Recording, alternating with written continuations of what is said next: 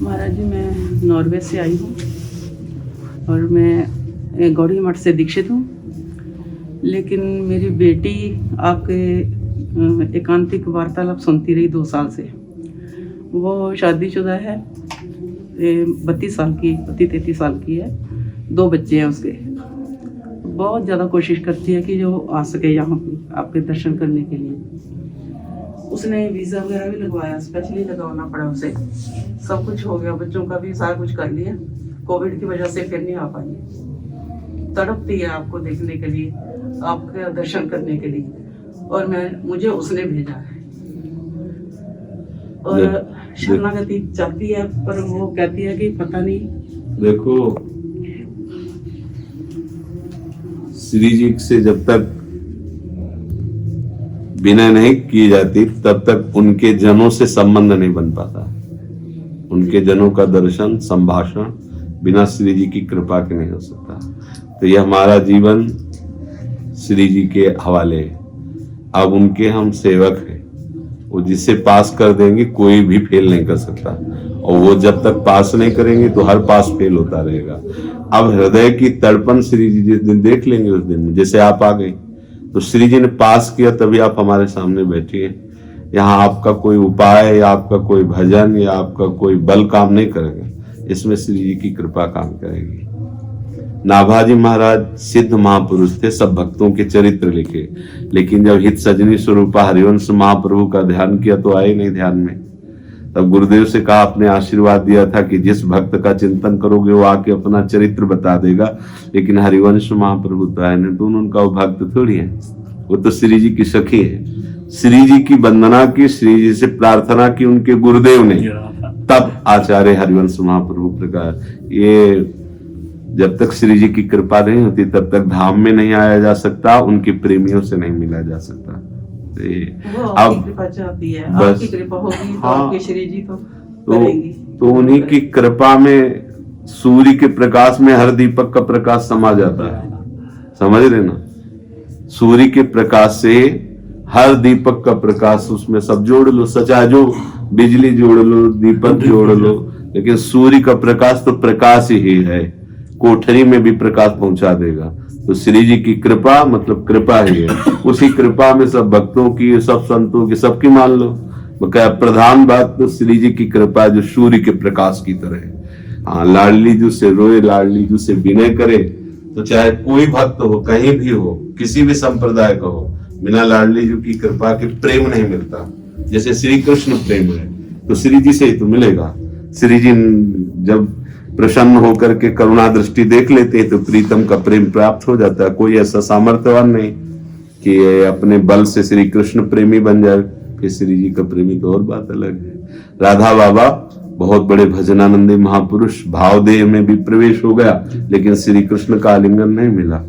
तब पूज्य भाई जी महाराज किशोरी जी की कृपा दिलवाई, तब से। हाँ, तो इसलिए यहाँ तो आपकी कृपा ही है हमारा साधन। हाँ, भाव ऐसा ही रखना चाहिए। आपकी कृपा चाहिए। वो जैसे रोती है वहाँ पे, किसी से बात नहीं करती है, किसी का उसे आना अच्छा देखो, आजकल भगवान की एक विशेष कृपा है, वो यूट्यूब यंत्र, तो आप चाहे जहाँ वहां से सुन सकते हैं। नहीं तो पहले जो रसिकों का संग था अत्यंत दुर्लभ, कि वृंदावन आओ और वो राजी हो सामने बैठाने के लिए, तो आप बैठ जाओ।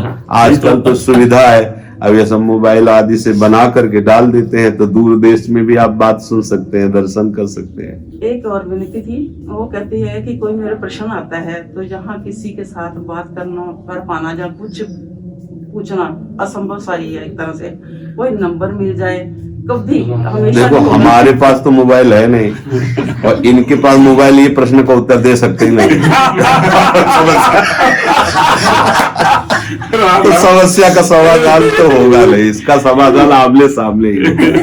अब ये जरूर है कि कोई आए जाए उनसे प्रश्न करवा ले। वैसे हम बताएं, एक ही समाधान प्रश्न का, राधा वल्लभ सिंह हरिवंश। अगर राधा वल्लभ सिंह हरिवंश जपो तो मुझे लगता है कोई प्रश्न बकाया नहीं रहेगा। आप करके देख लो मन में प्रश्न, और सत्संग सुनो, अगर उसी में उत्तर ना आ जाए तो हमें बता देना। वो करती है, उसकी 6 साल की बेटी है, वो रटती रहती है, यही रटती रहती है, 6 साल की बेटी। गुरुदेव के चरणों में गुरुदेव, मुझे 8 महीने हो गए हैं आपकी संगति में आए हुए, और पिछले 2-2.5 महीने से जैसे व्यापारिक और पारिवारिक व्यस्तताओं में उलझ जो कभी कभी ज़्यादा समय लग जाता है तो थोड़ा सा सेवा और भजन कम हो जाता है। तो क्या इसको, जैसा कि आप कहते हैं कि इसको श्री जी को ही समर्पित कर दें, तो क्या इससे काम चल जाएगा या ये मन की चाल है? इसमें एक भी बात और जोड़नी है कि जैसे आप बराबर भजन सेवा कार्य करते हुए नहीं कर पा रहे हैं तो 5-5 मिनट में 10-10 मिनट में राधा राधा तो बोल सकते हैं। वो अंदर नहीं, आप देखना कहीं अंदर वाली बात में मन बेईमानी न कर बैठे, तो इसका आपको ही खुद निर्णय करना है। अगर अंदर चल रहा है तो बहुत अच्छा है, अगर नहीं चल रहा है तो आप 5-5 मिनट में एक बार तो राधा बोल सकते हैं। तो जितना भी आप कार्य करेंगे वो सब भगवत स्वरूप होता चला जाएगा। क्योंकि अगर हम संसारिक चिंतन में हैं और संसारिक कार्य में हैं, बाद में उसे हम समर्पित करते हैं, तो एक बहुत नीची धरा की शुरुआत है, बहुत नीची धरा। हमारे पास समय इतना है नहीं, इतना समय कहाँ रह गया है। अब आगे कितने सेकंड आपका जीवन पता तो नहीं ना। ये अपने लोग क्या समय को हम गौर नहीं कर पाते और लगता है कि अभी कुछ समय हम ऐसा कर लेते हैं, फिर आगे जब निपट जाएगा तो हम बैठकर भजन कर लेंगे। असंभव। ये ऐसा भ्रम जाल है कि आपको कभी भी समय नहीं मिलेगा। आज जिस परिस्थिति में हो उसी में परिपक्व भजन करने का अभ्यास करो, सम्यक रूप से भजन करने का अभ्यास करो। काम करते हुए भजन हो सकता है, बराबर नहीं हो सकता माना, लेकिन बीच बीच में अब उसको आपको खुद देखना होगा कि आप अधिक से अधिक मौन रहने की चेष्टा करके और नाम जप करते हुए कार्य कर रहे हैं। अगर मान लो ऐसा है व्यापार बोलने तो बराबर 24 घंटे कोई बोलता ही नहीं रहता। कोई ग्राहक आ गया 2 मिनट बाद की, फिर हम बात अपनी चला ली, राधा वल्लभ श्री हरि राधा वल्लभ। क्योंकि हमको इधर वृत्ति, अगर इधर से थोड़ा भी चूक करोगे तो बेईमान मन बहुत समय से उधर ही फंसा देगा। ये बहुत मतलब चालाक है, मन फंसाने में बहुत चालाक है। तो इसलिए आपको उससे ज्यादा चालाक बनना पड़ेगा। जब तक आप चालाक नहीं बनेंगे तब तक ये फंसाता रहेगा। समझ रहे ला? हाँ। रामई भजते चतुर न, जो भगवान का भजन करते हैं वो बहुत चतुर हो जाते हैं कि वो मन की चाल को भी पकड़ लेते हैं और उसको मोड़ करके प्रभु में अर्पित कर देते हैं। ये भागवत धर्म है, अपने कर्म को प्रभु के चरणों में अर्पित करना। पर ये बहुत लंबा सफर है। भगवत धर्मो जीत के निज प्रेमा ठहरन, ये प्रेम मार्ग है। तो अपने प्यारे को भूले ना, सबसे बड़ी इसमें ये बात रहती है। तो चलो हम कहे 10 मिनट एकदम भूल गए हो तो 10 मिनट के बाद 11वां मिनट लगने के पहले ही हमें बोलना राधा, तो हाजिरी तो लग गई ना। तो ये बात अगर मानोगे तो आप जीत जाओगे। पर उसे जबान से बोलना है, मन में जो चल रहा है चलने दो। राधा, फिर लगे 10-5 मिनट फिर कोई राधा, यही देखना आपको घसीट के भजन में खड़ा कर देगी। पर मानना पड़ेगा भाई। डॉक्टर की बात मानते हैं ना, तो ऐसे ही हम गुरु की बात माने तो हम आगे बढ़ जाएंगे। खाना पीना जैसे होता है, जब जैसे भोग लगता है, अब कभी बाहर है, कभी कभी तो ध्यान आ जाता है कि यहाँ वृंदावन धाम और ये सब हो जाता है, और कभी कभी नहीं ध्यान आता, खा लेते हैं। नहीं, इसका तो इतना तो ध्यान रखना है कि भोजन जीव ही कवल उठाओ तो सबसे पहले राधा वल्लभ लाल की जय, हरिवंश महाप्रभु की जय। प्रभु आपको तो प्रगट में वैसे भोग नहीं लगा पा रहे, लेकिन प्रभु आप हमारे हृदय में बैठकर पाइए। जय श्री राधे। इतना तो होना ही चाहिए। अगर इतना नहीं तो फिर वो पापमय हो जाएगा, वो बुद्धि खराब कर देगा भोजन।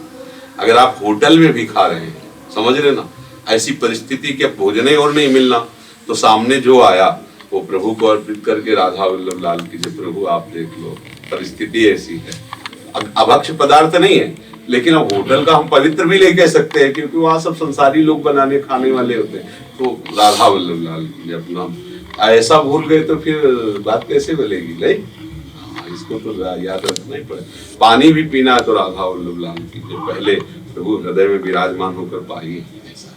क्योंकि आप वैष्णव हैं, आप तिलक लगाए हैं, आप कंठी धारण किए, तो इतना तो होना चाहिए। संसारी पुरुष से आप अलग हैं, आप परमार्थ के पथिक हो चुके हैं। समझ रहे ना?